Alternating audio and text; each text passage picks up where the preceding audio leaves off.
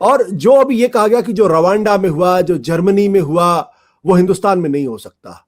लेकिन क्या हिंदुस्तान में किसी ने सोचा क्या 1984 भी हो सकता है? क्या हिंदुस्तान में किसी ने सोचा था क्या 2002 भी हो सकता है? क्या हिंदुस्तान में किसी ने सोचा था हाशिमपुरा भी हो सकता है, मुरादाबाद भी हो सकता है, मुजफ्फरपुर भी हो सकता है? ये नकवी साहब, आप सुन रहे हैं हमें? जी हाँ बोलिए।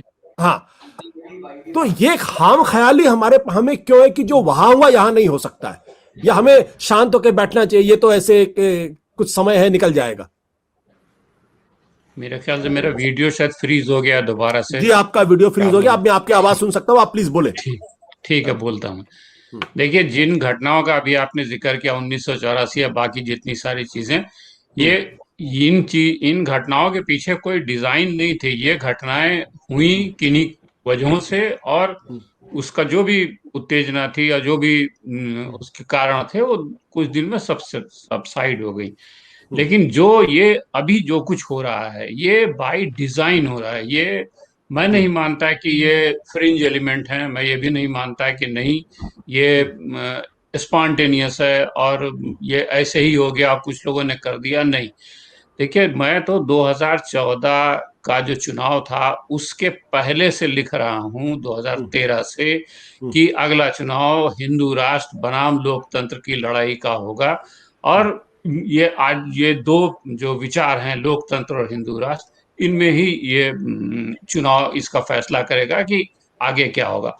और आप देख लें कि नरेंद्र मोदी के प्रधानमंत्री बनने के हफ्ते भर बाद शायद जो पूना से मोहसिन शेख की लिंचिंग का मामला हुआ, उसका देश में कितनी लिंचिंग की घटनाएं हुई और लगातार हो रही हैं उसमें कहीं कोई कमी नहीं आई है, और करीब करीब बहुत सारे प्रदेशों में हो रही है। एक उसके बाद आप देख लें कि शुरू में तो चर्चों के खिलाफ मामला हुआ, चर्चों पे हमले हुए, और उसका अमेरिका से और कुछ पश्चिमी देशों से आपत्ति आई।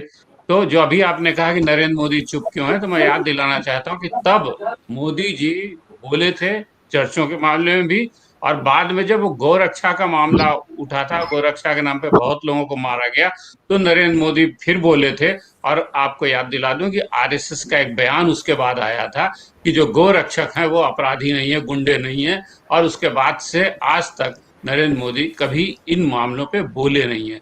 तो आपको मैं ये अंदाज बताना चाहता हूँ कि नहीं, आखिरकार वो रिमोट कहाँ है? वो रिमोट जहां था वहां से नरेंद्र मोदी को एक संदेश किया कि नहीं, नहीं करना। उसके बाद आप देखें कि सिस्टमेटिक तौर पे एक पहले घर वापसी का आंदोलन, वो अभियान चला, जगह जगह घर वापसी, उस पर हल्ला मचा, वो बंद हो गया। उसके बाद से घर वापसी का अभियान शुरू नहीं हुआ।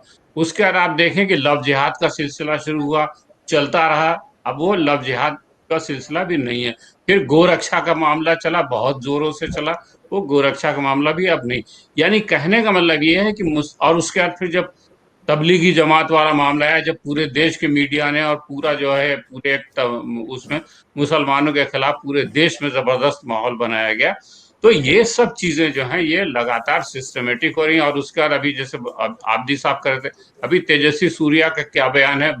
वो बीजेपी युवा मोर्चा के राष्ट्रीय अध्यक्ष हैं, बहुत बड़ी पार्टी है बीजेपी, और वो कहते हैं, अपील कर रहे हैं कि भाई टारगेट तय करके आप मुसलमानों का और ईसाइयों का धर्मांतरण कराओ, उनको जो है वापस हिंदू बनाओ। तो जहां पे, और इस तरह की बातें बीजेपी के तमाम बड़े नेता गाहे बगाहे कहते रहे, तो जहां तक ये लगातार चीजें हो रही, तो ये मुझे लगता है कि नहीं, जैसे धीरे धीरे आप कहते हैं कि भाई पानी को धीरे धीरे गर्म कीजिए, उसमें अगर एक मीठा आप डाल दें तो पहले उसको कोई दिक्कत नहीं होती, धीरे धीरे पानी उबलता रहता है और बाद में फिर जो है उसको लगता है कि अब ये बर्दाश्त के बाहर है, लेकिन वो कर कुछ नहीं सकता उस समय। तो लगभग वही स्थिति पूरे देश में क्रिएट करने की कोशिश की जा रही। हाँ, उसके साथ साथ कुछ चुनावी कंपल्शन वगैरह हो सकते हैं, भाई यूपी का चुनाव है और कोई मुद्दा नहीं है तो हिंदुत्व को जगाना है, ठीक है। और तेजस्वी सूर्या का भी जब बयान वापस हुआ है, उसके पीछे भी चुनाव का कारण है, क्योंकि गोवा में चुनाव है, उन्होंने ईसाई बोला कि ईसाइयों को भी धर्मांतरण कराओ, उससे बीजेपी को जाहिर सी बात है कि नुकसान होने की आशंका थी। तो आनन फानन में उनका बयान जो है वापस कराया गया। वो बयान इसलिए नहीं वापस कराया गया कि वो बयान मुसलमानों के खिलाफ, बयान इसलिए वापस कराया गया कि वो ईसाइयों के खिलाफ जा सकता था और गोवा में बीजेपी को नुकसान हो सकता था। तो जो मोटी डिजाइन है आरएसएस की, और ये कोई अचानक है नहीं। आपको सबको याद है कि वो गोलवलकर जी ने बंच ऑफ थॉट में क्या लिखा था।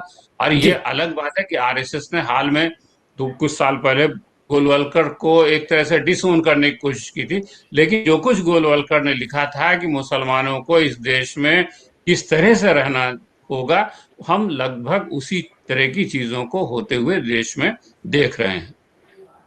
सत्य हिंदी का ऐप डाउनलोड करें गूगल प्ले स्टोर पर।